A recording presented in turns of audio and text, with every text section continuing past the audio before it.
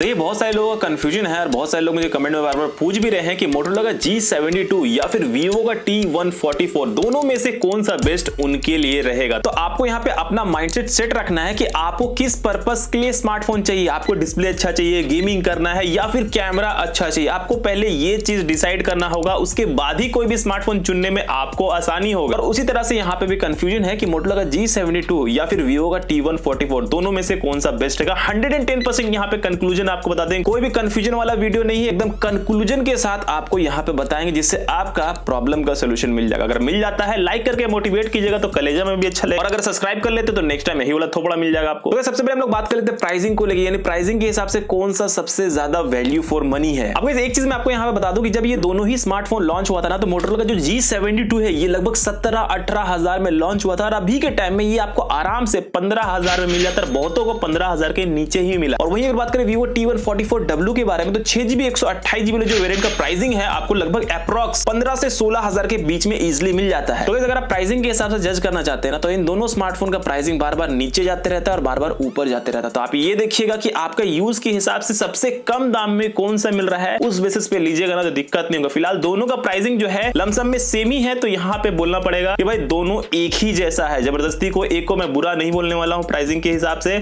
और ना ही एक को बहुत ज्यादा अच्छा बोलने वाला हूँ। जहां तक बात है बिल्ड एंड डिजाइन के बारे में, इन हैंड फील के बारे में, तो दोनों ही स्मार्टफोन को मैंने यूज किया। दोनों ही स्मार्टफोन काफी ज्यादा लाइट वेट और बहुत ही ज्यादा अच्छा देखने में लगता है। कोई भी तरह का फिंगरप्रिंट दोनों में ही आपको देखने को नहीं मिलेगा। दोनों ही स्मार्टफोन का जो बैक पैनल है वो आपको प्लास्टिक का ही देखने को मिलेगा, लेकिन यहाँ पे थोड़ा सा जो है अच्छा लगता है मोटोरोला का G72, क्योंकि वहां पे आपको जो है पंच होल वाला डिस्प्ले दिया गया और बेजल्स भी बहुत ही कम वहां पे देखने को मिल जाता है। और वहीं अगर बात करें Vivo T144 के बारे में, तो वहां पे वाटर ड्रॉप वाला नोज दिया गया, जो कि पर्सनली मुझे उतना ज्यादा पसंद नहीं है। बाकी ओवरऑल जहां तक बिल्ड एंड डिजाइन को लेकर बातचीत है, तो यहाँ पे दोनों ही स्मार्टफोन बहुत ही अच्छा लगता है मेरे भाई। आप देख लीजिए दोनों में से कौन सा ज्यादा बेस्ट लग रहा है। लेकिन अगर आप मेरा ओपिनियन जानना चाहते हैं कि मुझे दोनों में से कौन सा बेस्ट लग रहा है, फिर चाहे वो बैक पैनल हो या फिर फ्रंट का डिस्प्ले हो, मुझे तो मोटोरोला का G72 का ज्यादा लुक बेटर लग रहा है। अब इस दोनों ही स्मार्टफोन को मैंने दबा के यूज किया है, इसलिए मुझे इसका परफॉर्मेंस का आइडिया हो गया। अगर आपको परफॉर्मेंस के हिसाब से इन दोनों में से कोई चूज करना है ना, तो मेरे हिसाब से आपको मोटोरोला का G72 ही चूज करना पड़ेगा। काहे कि यहाँ पे जो मोटोरोला में जो प्रोसेसर आपको मिल जाता है वो MediaTek का Helio G99 वाला प्रोसेसर मिल जाता है। और वही अगर बात करें Vivo T144W के बारे में, तो वहां पे आपको Snapdragon का 680 वाला प्रोसेसर देखने को मिल जाता है, जो कि एक 4G चिपसेट है और ये भी एक 4G मोबाइल है। यानी दोनों ही स्मार्टफोन आपका 4G वाला ही स्मार्टफोन। अगर आपको 5G लेना है तो 5G के लिए मोटोरोला में भी ऑप्शन है और Vivo में भी ऑप्शन है। अब देखिए जहां तक बात है अंततः स्कोरिंग के बारे में, यानी स्कोरिंग के हिसाब से अगर आपको जज करना ज्यादा पसंद है, तो यहाँ पे 3,80,000 का जो है यहाँ पे Helio का G99 का परफॉर्मेंस है। और वहीं अगर बात करें Snapdragon का 680 के बारे में, तो यहाँ पे लगभग 2,60,000 का यहाँ पे अंततः स्कोरिंग निकल के आएगा। लेकिन रियल लाइफ में जब हम इसको यूज किए ना, तो आप दोनों में ही जो है गेमिंग वगैरह कर सकते हो, लाइट गेमिंग कर सकते हो, ठीक है। आप बहुत ज्यादा हार्डकोर गेमिंग नहीं कर सकते, लेकिन थोड़ा से ऊपर और उसके और ऊपर आपको अच्छा परफॉर्मेंस मिल जाएगा Helio का G99 में। परफॉर्मेंस बहुत ही तगड़ा मिलता है। अगर आप कंपैरिजन ही करना चाहते हैं 680 के हिसाब से, तो मेरे हिसाब से जो Snapdragon का 680 है ना, वो बिल्कुल भी जो है नहीं टिकने वाला है Helio का G99 के बिहाफ में। तो सीधी सी बात, अगर आपको बजट में जो है परफॉर्मेंस वाला स्मार्टफोन चाहिए, गेमिंग वगैरह थोड़ा ज्यादा करते हो, तो यहाँ पे आपको मोटोरोला का G72 ही की तरफ ही जाना पड़ेगा। अब देखिए यहाँ पे मैं एक चीज क्लियर कर दूं कि यहाँ पे मैं कोई मोटोरोला का प्रमोशन नहीं कर रहा हूँ, ये कोई भी प्रमोशन वाली वीडियो नहीं है। जो चीज आपके लिए अच्छी है, आपको एक वैल्यू फॉर मनी वाला डिवाइस दिलाती है, उसके बारे में बात करना जरूरी होता है, और वही चीज मैं आपको सजेस्ट भी करता हूं। फिर चाहे वो Oppo हो, Realme हो या फिर Xiaomi हो या फिर Infinix हो, कोई भी ब्रांड हो भाई, मतलब नहीं रखता मेरे लिए। जो भी आपको वैल्यू फॉर मनी डिवाइस देता है